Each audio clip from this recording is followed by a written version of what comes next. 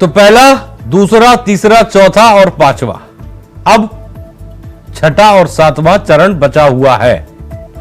और जब ये दो चरण बचे हैं तो सबके जहन में एक ही सवाल आ रहा है, और वो सवाल ये है कि पूर्वांचल में जो अग्नि परीक्षा है और सहयोगियों का इम्तिहान है, ये पूरा कैसे होगा। इतना ही नहीं, सभी की नजरें चूंकि पूर्वांचल पर इसलिए भी टिकी हैं क्योंकि जो देश का चुनाव है वो भी एंडिंग मोड पर पहुंच रहा है, यानी कि 6th और 7th फेज। और दिल्ली का रास्ता उत्तर प्रदेश से होकर जाता है, और कोई जानता है। और उसमें जब वाराणसी का एक तड़का और लग जाए तो समझिए फिर तो क्या स्वाद ही चुनाव में आएगा। और यही कारण रहा कि नरेंद्र मोदी ने वाराणसी को चुना पूरे पूर्वांचल को साधने के लिए, पूर्वांचल के साथ साथ बिहार को भी साधने के लिए। लेकिन उनकी तमाम कोशिशों के बीच में जो सहयोगी हैं, फिर वो चाहे अनुप्रिया पटेल हो, फिर वो चाहे संजय निषाद हो, फिर वो चाहे ओम प्रकाश राजभर हो, आजकल कुछ बदले बदले से मिजाज नजर आ रहे हैं। 2014 और 2019 में जो साथ पाया था और कंधे से कंधे मिलाकर चले थे, एक की जुबान निकली तो दूसरे की खिलाफ कैसे निकल जाए, ये तो हो ही नहीं सकता था। लेकिन 2024 के चुनाव में कुछ ऐसा हो रहा है। क्यों हो रहा है ये आपको बताएंगे, इस पर चर्चा भी करेंगे, लेकिन एक रिपोर्ट देखते हैं।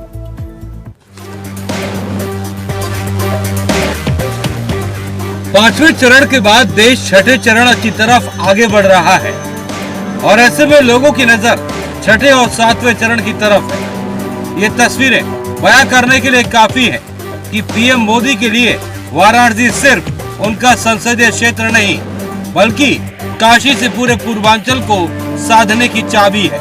वाराणसी से पीएम नरेंद्र मोदी के नामांकन, रोड शो, सभाएं, मंदिरों में पूजन पाठ, लोगों से किए जाने वाले संवाद का संदेश बीजेपी नेता यूपी और बिहार की उन सीटों पर भी बुनाने की कोशिश में लगे रहे जहां पर मतदान सातवें चरण में होना है।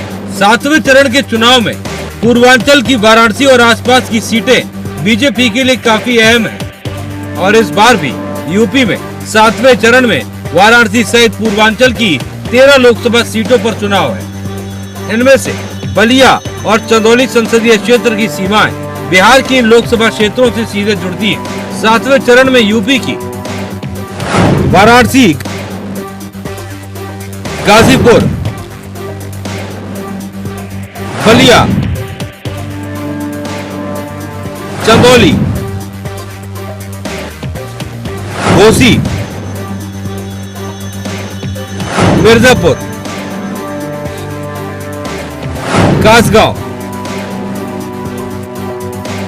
देवरिया, कुशीनगर, महाराजगंज,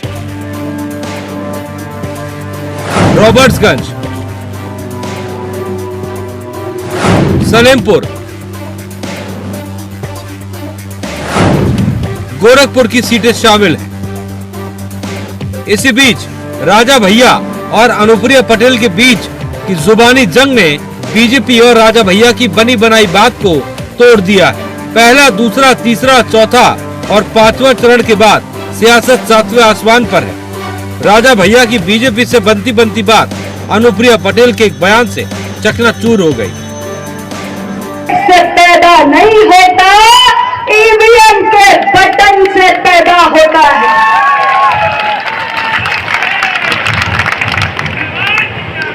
तो ऐसे स्वघोषित राजाओं को जिन्हें लगता है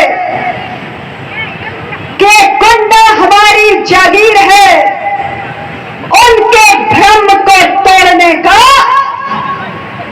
अब आपके पास एक बहुत बड़ा सुनहरा अवसर आ चुका है। मैं आपसे कहना चाहती हूं कि इस बार जब 20 मई को आप ईवीएम का बटन दबाने जाएंगे तो याद रखिएगा कि इस देश के अंदर अब केवल मतदाता ही सर्वशक्तिमान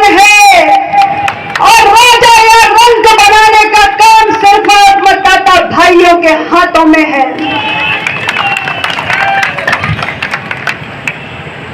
मैं आप सब लोगों से कहना चाहती हूँ, महाराज जी अनुप्रिया जी का एक बयान आया था, उन्होंने कहा था कि राजा जो है वो ईवीएम से पैदा होता है, इस पे क्या रिएक्शन रहेगा? वो बयान अनावश्यक था, उसकी कोई आवश्यकता नहीं थी देने की। और ईवीएम से राजा नहीं पैदा होता है, ईवीएम से जनसेवक पैदा होता है, ईवीएम से जनप्रतिनिधि पैदा होता है और उसकी आयु 5 वर्ष की होती है। 5 वर्ष बाद जनता जनार्दन निर्णय करती है कि इसको पुनर्जीवन देना है कि नहीं देना है। तो राज परिवारों से किसी को कोई क्यों कुंठा होगी? 7-8 दशक बीत गए हैं, देश आज़ाद हो गया है, अब न राजा रहे न रजवाड़े रहे, अनावश्यक बयान। अब देखना होगा कि छठे और 7वें चरण के लिए जीत की जोर आजमाइश कहां तक पहुंचती है। Bureau report, India voice.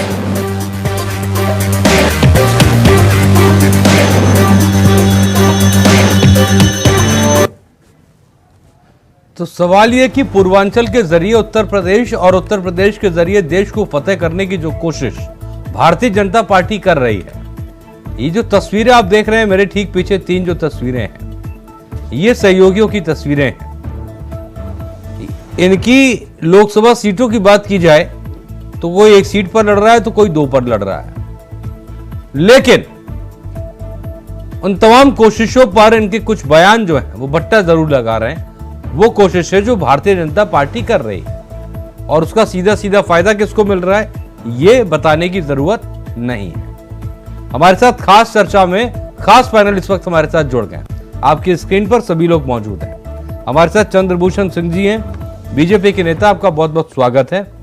हमारे साथ रतन तिवारी जी, आपका बहुत बहुत स्वागत है रतन जी, कांग्रेस की युवा आवाज है। हमारे साथ रविंद्र प्रताप सिंह है, समाजवादी पार्टी के प्रवक्ता, आपका बहुत बहुत स्वागत है और रतन तिवारी जी का साथ देने के लिए मौजूद है। और हमारे साथ चूंकि राघवेंद्र द्विवेदी भी है, प्रवक्ता हैं सुभाषपा के, लेकिन अभी मैं इस बात की गारंटी नहीं ले सकता हूं कि चंद्रभूषण सिंह जी का साथ वो कितना देंगे चर्चा के अंदर। और वो क्यों कह रहा हूं ये बात सबको पता है, क्योंकि राजभर जी तो राजभर जी ठहरे। खैर, शुरुआत चंद्रभूषण भाई आपसे करेंगे। अभी तक तो चूंकि हम कई बार चर्चा कर लेते थे राजभर जी पर और कह देते थे, बयान भी रहे, कह देते हैं, कुछ भी कह देते हैं, कोई उसका खास फर्क नहीं पड़ता है। लेकिन आपको नहीं लगता कि राजा भैया से आपकी बनती बनाई बात जो लगभग बनी थी और अभी से नहीं बनी थी, ये पिछले जो राज्यसभा चुनाव हुए, उसके जो पिछले राज्यसभा चुनाव हुए, तब से जो बनी बनाई बात थी और जो अखिलेश यादव ने बिगाड़ी थी राजा भैया से कुंडा में कुंडी लगाकर कहकर, वो अब तो आपके सहयोगियों ने भी काम कर दिया कुछ ऐसे ही। नहीं है जो आप सोच रहे हैं। देखिए, राजा भैया का स्टेटमेंट आप स्वयं दिखा रहे थे और वो कह रहे हैं कि हम न राजा रहे न रजवाड़े रहे। तो इस तरह का देखिए, एक जनमानस को आदमी को समझाने का अपना तरीका होता है। अनुप्रिया पटेल जी ने जो कहा कि भाई अब इस तरह की जो व्यवस्था है उसमें इस तरह के लोग, इस तरह का चयन होता है, अब कोई इस तरह की बात नहीं कर सकता। तो उनके बयान को इस संदर्भ में कौन समझता है, ये एक विषय है। और उस बयान, देखिए, अब लोकतांत्रिक तरीके से देश चल रहा है और लोकतंत्र में मत की क्या, जो मत की ताकत है उसको बताने की बात कही गई। इसमें न किसी का अपमान किया गया है, न किसी को ऊंचा किया गया है। राजा भैया कुंडा की जागीर, किसकी जागीर बता रहे थे वो? देखिए, अब न कुंडा की किसी की जागीर है, न अमेठी किसी की जागीर है, न रायबरेली किसी की जागीर है। हाँ। लेकिन लोकतंत्र है, लोकतंत्र में मत ही सबसे ताकतवर हाँ। होता है। हाँ। और वही चुनाव करता है। अच्छा, तो ईवीएम से कौन पैदा होता है, है? राजा या जनप्रतिनिधि? अब फिर ईवीएम से आपको भी पता कौन ईवीएम से जो जीतता है, जनता जिसको सबसे ज्यादा वोट देती है, राजा या जनप्रतिनिधि? ये अनुप्रिया पटेल और चूंकि राजा भैया के बयान में क्लैश है तो वो आपसे क्लियर कर रहा हूँ।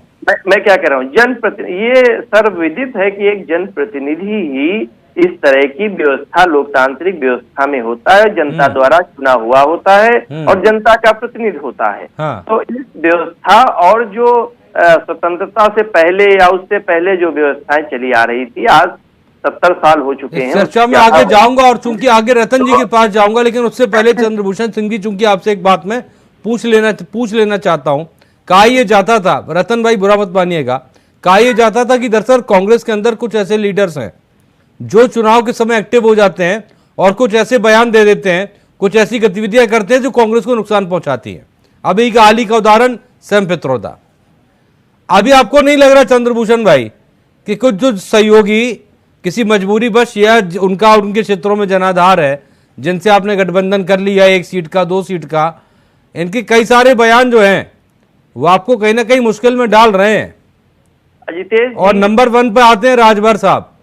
अजितेश जी, आप जिस सैम पित्रोदा या मणिशंकर अय्यर या दूसरे जो कांग्रेस के नेता या नेतागण हैं, उनकी तुलना आप यहाँ पर इन लोगों से नहीं करते। देखिए, हमने इससे पहले भी कई बार डिबेट की है और इस विषय को अच्छी तरह समझा है कि इन लोगों को, अपनी जनता को, अपने लोगों को समझाने का एक तरीका है, अपनी भाषा का एक तरीका है, अपनी बोलचाल का एक तरीका है।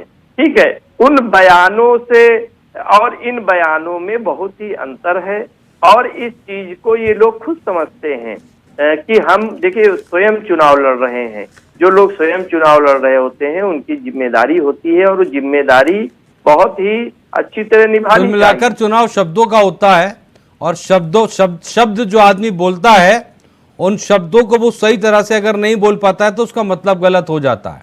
लेकिन उसकी इच्छा जो है वो ऐसी नहीं होती है कि वो गलत बात बोले। चंद्रभूषण भाई, है ना, ऐसा ही होता है ना? ठीक बात है। अब चूंकि चर्चा आगे बढ़ रही है और रतन भाई मुस्कुरा गए, वो समझ गए होंगे इस बात को। मैं चूंकि आपसे फिर आना चाहता हूं, लेकिन अभी आऊंगा नहीं क्योंकि बाकी मेहमान भी हैं।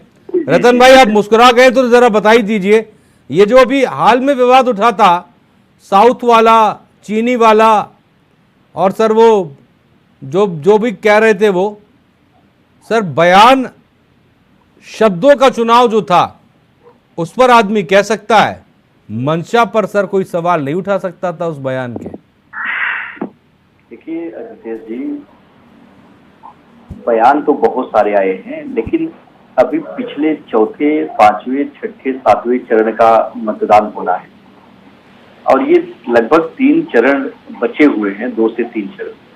लेकिन आप देख लीजिए कि ये बयान कहां से कहां जा रहे हैं। अनुप्रिया पटेल केंद्र में मंत्री हैं और वो ये कह रही हैं कि ईवीएम से राजा पैदा होता है, और वहीं राजा भैया ये कह रहे हैं कि ऐसे बयान देने की जरूरत नहीं।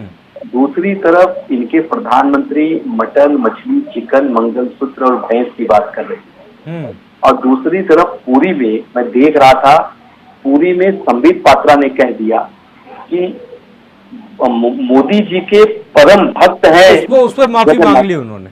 नहीं, माफी तो मांग ली, उन्होंने कह दिया मेरी जुबान फिसल गई। नहीं, जुबान तो फिसल गई, तो मेरा कहने का मतलब है जुबान क्यों फिसल रही है। ये इंडिया अलायंस से घबराए हुए हैं, इंडिया गठबंधन से डरे हुए हैं, और ये हताशा है कि जुबान फिसल रही है, क्योंकि ये लगभग जो चरण के चुनाव हो चुके हैं, इसमें भारतीय जनता पार्टी बिल्कुल लड़ाई से पिछड़ चुकी है। उत्तर प्रदेश और बिहार और महाराष्ट्र में ऐसी आंधी बह रही है जितेश भाई कि परिणाम आएंगे तो वो सबके सामने रिजल्ट आ जाएगा। रतन भाई, जाहिर सी बात है 4 जून को जो है वो चीजें साफ हो जाएंगी। हाँ, कितना किसकी लहर है और किसकी लहर नहीं है। मेरा मसला कुल मिलाकर ये था कि दरअसल जो बात हो रही है वो मुद्दों पर बात हो जाए तो ज्यादा बेहतर है। ऐसी उड़ रही है कि जितेश भाई, राजा भैया के ऊपर बयान देने से पूर्वांचल में अभी बहुत सारी सीटों पे मतदान होना बाकी है। राजा भैया के ऊपर कटाच करने से भारतीय जनता पार्टी का नफा नहीं होगा, नुकसान बहुत जबरदस्त होने वाला है। और ये मैं दावे के साथ कहता हूँ, ये बयान से लगभग 15 से 20% वोट डिवाइड हो जाएंगे। और सबसे बड़ी बात है कि मदद इनकी इन्हीं के लोगों ने कर दी। आप देखते जाइए, इन्होंने जो बोला है वो जिसके लिए प्रचार करने गए थे उनकी मुसीबत बन गए हैं ये बयान। एक रविंद्र प्रताप सिंह ज्यादा बेहतर तरह से बता सकते हैं। एक बार अखिलेश यादव ने कहा था कुंडा में कुंडी लगाने का वक्त आ गया है, उसका रिजल्ट जो था वो आने वाले समय में सामने आया और फिर कभी चीजें एक बेहतर हो ही नहीं पाई। रविंद्र प्रताप जी, अगर मैं गलत कह रहा हूं। और अब वो काम जो है, हालांकि खबर ये भी थी कि राजा भैया ने कह दिया अपने कार्यकर्ताओं को जाओ और समाजवादी पार्टी के लिए प्रचार करो, ये खबर आई थी। तो कुल मिलाकर ये कि राजा भैया वो अपने क्षेत्र में तो कम से कम उतना रसूख रखता है वो आदमी कि इस तरह की जब चीजें होती हैं तो बीजेपी के लोग ही उनकी मदद कर देते हैं कि दरअसल देखिए आपका बना बनाया काम है, लीजिए, हम इस पे थोड़ा सा लाल मिर्च डाली दे रहे हैं। कर रहे हैं। पहले हमारे माननीय राष्ट्रीय अध्यक्ष जी को कहा, तो उसको मैं एक उदाहरण देके बता देता हूँ। योगी आदित्यनाथ कहते हैं कि मंच पे हम पूजा करने के लिए नहीं चढ़ते हैं, विपक्षी पे आक्रमण करने के लिए चलते हैं। तो जो बात आपने माननीय राष्ट्रीय अध्यक्ष जी का कहा, वो इलेक्शन के लिए कहा गया एक शब्द था। अभी जो बात कही है अनुप्रिया पटेल ने, राजा और जागीर जैसी जो बात कही है, ये भारतीय जनता पार्टी की प्रथा है। यही मोदी जी भी कहते फिरते हैं, शहजादे शहजादे शहजादे। जब से भारत आजाद हो गया और प्रीवी पर श्रीमती इंदिरा गांधी ने खत्म कर दिया, तो राजा कहाँ रह गए, शहजादे कहाँ रह गए? क्या यह ज्ञान नरेंद्र मोदी जी को नहीं है? जी, ऐसा नहीं कि उनको ये ज्ञान नहीं है। हाँ। प्रीवी पर श्रीमती इंदिरा गांधी ने खत्म किया तो न राजा रहे न रजवाड़े रहे। हाँ। लेकिन नरेंद्र मोदी जी अगर जबरिया किसी को शहजादे शहजादे कहने की कोशिश कर रहे हैं, तो उनके जो अंधभक्त हैं, चाहे अनुप्रिया पटेल ही क्यों ना कहेंगी, कौन रोक लेगा उनको कहने से? कही रही हैं। और ये असंवैधानिक नहीं, वो तो जाहिर सी बात है। ये तो चुनावी जब बयान होते हैं तो अपने अपने हिसाब से इनको गेन करने की कोशिश होती है। राघवेंद्र द्विवेदी जी हमारे साथ मौजूद हैं, एक मिनट भारतीय समाज पार्टी से। एक सेकंड बस। अब जब वो राजा भैया बोलिए, आप बोलिए, उसके बाद जाता। अब जो वो राजा भैया जी के बारे में बात कर रही हैं, तो रघुराज जी को भारतीय जनता पार्टी लगातार बेइज्जत कर रही है। हर साल बेटी महाराज को नजरबंद कर देती है, फिर गुजरात से लेके अब सर नजरबंद क्यों कर देती है, आपको पता नहीं है क्या सर? भाई बार एक बात सर, भाई क्यों नजरबंद होते हैं? अभी से हो रहे हैं, सिर्फ बीजेपी की सरकार में हो रहे हैं, सपा सरकार में नहीं होते थे। अगर बीजेपी की सरकार अगर नजरबंद उनको कर देती है, नहीं, सपा सरकार में होते थे कि नहीं होते थे? मेरी बात सुनिए ना, जब बीजेपी अगर हम करते थे गलत था, तो क्या बीजेपी की सरकार राजा भैया के साथ करके खड़ी करी? हम तो जो खड़े हुए रघुराज जी के साथ में, बीजेपी की आने वाली 7 पुश्तें नहीं खड़ी हो पाएंगी। मैं पूछ रहा हूँ राजा भैया के पिताजी को जो नजरबंद कर दिया जाता है किसी खास दिन, वो आपकी सरकार में नहीं होता था? नहीं, हमारी सरकार में शुरुआती दौर में बिल्कुल नहीं किया गया था, क्योंकि तो उस समय राजा भैया जी मंत्री हुआ करते थे। उसको छोड़िए, फिर करने लग गए क्योंकि मंत्री थे। ये तो बीजेपी कर रही है ना। अब उसके अगले क्रम में सुन लीजिए, एक ही चीज पे उलझने से कोई फायदा नहीं होगा। दूसरा, क्षत्रिय समाज की इज्जत इन्होंने गुजरात में राजकोट से लेके पश्चिमी उत्तर प्रदेश तक उछाला है। तो राजा भैया क्षत्रिय समाज के एक प्रतीक भी माने जाते हैं। तो अभी जो कांग्रेस के प्रवक्ता ने कहा है, वो सत्य कहा है कि अगर राजा वो एक मधुमक्खी के छत्ते में उंगली देने का बीजेपी ने प्रयास किया है, तो उसका परिणाम दिखाई पड़ने लग गया और दिखाई पड़ेगा। पश्चिमी उत्तर प्रदेश में तो दिखाई पड़ गया। ठीक है, कितना दिखता है एक बार देख लेते हैं। राघवेंद्र द्विवेदी जी हमारे साथ बने हुए हैं सुभाष पास से, बहुत बहुत स्वागत है आपका। अभी चूंकि 2 लोग को तो हम देख चुके हैं, अभी अनुप्रिया पटेल भी, संजय निषाद भी और राजभर जी सबसे टॉप पर चल रहे हैं आज की तारीख में सहयोगियों में, जो लगातार ऐसे बयान दे रहे हैं जो बीजेपी को थोड़ा मुश्किल हो जाती है जवाब देने में, ये कहने में कि दरअसल वो कह रहे हैं कि भाई राजभर साहब तो बयानवीर है, कह देते हैं उनकी बातों को लाइटली लिया जाए। सर ऐसा क्यों हो गया? मतलब अभी पक्का इरादा हो गया है क्या अब कि बस ये लोकसभा चुनाव तक का साथ है? देखिए क्या है कि कोई भी पार्टी बनती है तो पार्टी में जब तक विधायक सांसद नहीं बनेंगे, सरकार के साथ पार्टी नहीं रहेगी, सरकार में शामिल नहीं होगी या खुद पार्टी की सरकार नहीं रहेगी, तब तक हम जनता का सेवा नहीं कर पाएंगे। अगर हमारे कांग्रेस के प्रवक्ता या समाजवादी पार्टी के प्रवक्ता या अन्य विपक्ष किसी भी दल के लोगों को लगता है कि हमको ये नहीं करना चाहिए, तो पहले तो अपनी पार्टी बंद करें, अपनी पार्टी को ट्रस्ट में बदल दें और समाज सेवा के लिए वो अपना चालू करें। दूसरी बात, जो आज का टॉपिक है, पूर्वांचल में चुनाव आ गया है। अभी कांग्रेस के प्रवक्ता कह रहे थे कि 4 चरण का चुनाव हुआ, मैं उनको बता दूं कि 5 चरण का चुनाव हो चुका, 6वें और 7वें चरण का चुनाव बाकी है भारत में लोकसभा। अभी तक जितने सीटों पर चुनाव हुआ उससे बीजेपी एनडीए पूर्ण बहुमत की सरकार बनाने में अपने सक्षम हो। अब तो राजभर जी का योगदान कितना है? जब वो पूछ रहे थे वोटर से कि वोट देंगे तो वो कह रहे थे नहीं, कौन कर रहा ये था? वीडियो वायरल हुआ था, देखा था आपने सर? अब कोई एक समाजवादी पार्टी कार्यकर्ता खड़ा होकर कह दे कि नहीं हम वोट नहीं देंगे, तो राजभर जी ने बेकार की भाई तुमने मत देना। उसे जनता बोलिए ना सर, अरे वो जनता नहीं वोट दे रही है तो राजभर जी का आदमी, और अगर वोट देने के लिए मना कर रही तो सपोर्ट का सर, ये थोड़ा ना चलता। बैकग्राउंड देखिए, वो वीडियो में बाद में ये भी कहता है मैं खुद लड़ूंगा। तो अगर खुद वो प्रत्याशी है तो हमको कैसे वोट दे देगा? आप ये भी तो सोचिए, पूरा वीडियो सुनिए, उसमें उसने ये कहा कि मैं खुद लड़ूंगा। तो जब खुद लड़ेगा तो अपना वोट फंड डाले अपने पास। और जो विपक्ष के लोग हैं, कांग्रेस पार्टी को, ये देखिए ये गठबंधन नया नहीं है। यूपी के 2 लड़के 2017 में आए थे, कांग्रेस पार्टी एक नारा लेके आई थी। आप भी उनके साथ आ गए थे? नहीं, मैं आ रहा हूँ। एक नारा लेके आए थे 27 साल यूपी बेहाल, बेचारे खुदे बेहाल हो गए। अभी थोड़ी देर पहले आप क्या भी रहे थे दोनों कांग्रेस पार्टी आप चाचा बनकर आ गए थे दो लड़कों के। अब तो चाचा तो हम ही है, ये तो दोनों लड़के हैं, हमारे अध्यक्ष जी तो चाचा हैं, इनको तो बहुत कुछ सुना है। और जो 47 से 111 समाजवादी पार्टी हमारे राष्ट्रीय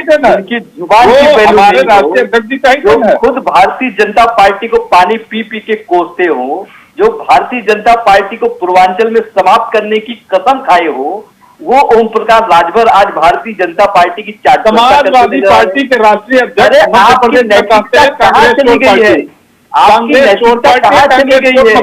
और कांग्रेस की ये जो भगवान चली गई है कि एक मंत्री पद लेने के लिए लोगों का प्रधानमंत्री मोदी और योगी आदित्यनाथ जी के चरणों में नतमस्तक होना पड़ रहा है। अरे समाजवादी पार्टी और कांग्रेस का जो चुनाव मध्य प्रदेश जो समाज पार्टी के राष्ट्रीय अध्यक्ष ओम प्रकाश राजभर जिस भारतीय जनता पार्टी को उखाड़ फेंकने की कसम खाए हुए थे, आज उनकी नैतिकता कहाँ गायब हो गई? अच्छा रतन भाई, जरा नैतिकता पर सवाल करूं। अभी अखिलेश यादव क्या कह रहे थे मध्य प्रदेश में? कांग्रेस चोर पार्टी है, अब चालू पार्टी है, इसको मत देना। और इनके नैतिकता कहाँ गई? इनके ही पार्टी से हमारा पुराना संबंध रहा है, भी नहीं जानते थे वो चुनाव लड़े हैं कहाँ वो केंद्र में, हमें समझ भी नहीं आता अन्यथा आपके पास कोई कार्यकर्ता नहीं है, नैतिकता नहीं है। अभी मैं आपको बता दूं कि ये चुनाव के बाद ओम प्रकाश राजभर फिर सपा में आ जाए या कांग्रेस पार्टी का समर्थन कर दे, से बात कर रही है। ये जा रहे हैं क्या आप राघवेंद्र द्विवेदी जी? चलिए आपके पास आ रहा हूँ, कुछ टेक्निकल प्रॉब्लम आ गई है आवाज में। चंद्रभूषण भाई, ये नैतिकता की जब बात हो रही है, नैतिकता कहाँ है? देखिए यही ओम प्रकाश राजभर थे, पहले साथ आए। और मुझे तो सच बता रहा हूं, मेरा राजनीतिक जो आकलन है पता क्या कहता है सर? देखिए आप याद करिएगा, 2014 का लोकसभा चुनाव आया, चंद्रबाबू नायडू आपके पास आ गए, आपके साथ चुनाव लड़े, लोकसभा सीटें निकाली, उसके बाद tata bye bye. Nitish Kumar Lok Sabha चुनाव में आए, सीटें निकाली, टाटा बाय बाय। फिर लोकसभा चुनाव आया, फिर साथ आए, टाटा बाय बाय। अब पता नहीं करेंगे नहीं करेंगे, लेकिन सर ये इस्तेमाल कर लेते हैं आपका।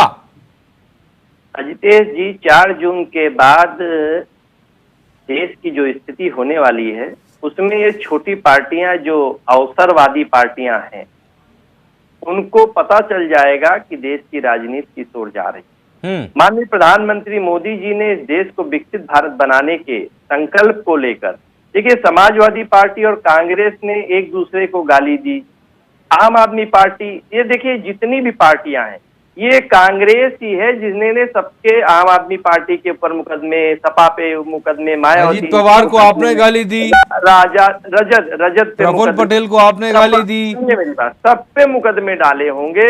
उसके बाद आज ये सब एक हो रहे हैं। केजरीवाल जिन्होंने पानी पी पी कर कांग्रेस को, सोनिया गांधी जी, राहुल गांधी जी को गालियां दी, जेल में डालने तक कहा, आज वो उनके साथ कितने लोग तो यहाँ तक कहने लग गए कि दरअसल अगर अरविंद केजरीवाल कहें कि वो बीजेपी के साथ गठबंधन कर रहे हैं, तो सर कल ही पता नहीं, मतलब सब केसेस खत्म कह रहे हैं लोग ऐसा, मैं नहीं कह रहा हूँ। लोग क्यों कहेंगे ऐसा? लोग कह रहे हैं सपा कांग्रेस वाले नहीं, लोगों ने देखा है ना, प्रफुल्ल पटेल को देख लिया, अजीत पवार को देख लिया, हेमंत बिस्वा शर्मा को देख लिया, ऐसे कई सारे लोगों को देख लिया। शराब घोटाले का वो है, मुजरिम है, ठीक है, जो बेल पर आरोपी है, राहुल गांधी बेल पर छूटे हुए हैं, सोनिया गांधी बेल पर छूटे, इन लोगों के पास उससे पहले अगर आप ये प्रोसेस अगर जग जाहिर कर देते ना, ये वाला घर वाले आ जाओ तो फिर जमानत की जरूरत नहीं पड़ेगी, तो शायद सब चीजें बेटर हो जाती। खैर समय की कमी है रतन भाई, किसी को कोई वो नहीं है। ये भाई ये बड़ी बड़ी बात कर रहे हैं। गुजरात से एक आता है शरीफार, वो शरीफार रतन भाई समय की कमी है, ठीक है ठीक है, समय की मेरे पास बहुत ज्यादा कमी है। रविंद्र प्रताप सिंह जी एक लास्ट 10 सेकंड में एक रिएक्शन दे दीजिएगा, 10 सेकंड में प्लीज सर, सिर्फ 10 सेकंड। चलिए फोन कट गया है। आप सभी लोगों का बहुत बहुत शुक्रिया हमारे साथ जुड़ने के लिए। चंद्रभूषण जी शुक्रिया, रतन जी आपका बहुत बहुत शुक्रिया, रविंद्र जी आपका बहुत बहुत शुक्रिया, और इसके साथ ही साथ राघवेंद्र द्विवेदी जी आपका बहुत बहुत शुक्रिया। तुम्हारे साथ खास चर्चा में आप सभी का जुड़ने के लिए शुक्रिया। सवाल हम उठाते रहेंगे, सवाल हम पूछते रहेंगे, वो तीखे हो या मीठे लगे, लेकिन सवाल करना हमारा हक है, जो पूछते रहेंगे। न स्याही के दोस्त न सफेदी के दुश्मन, हमें आईना दिखाना है, दिखा देते हैं। नमस्ते।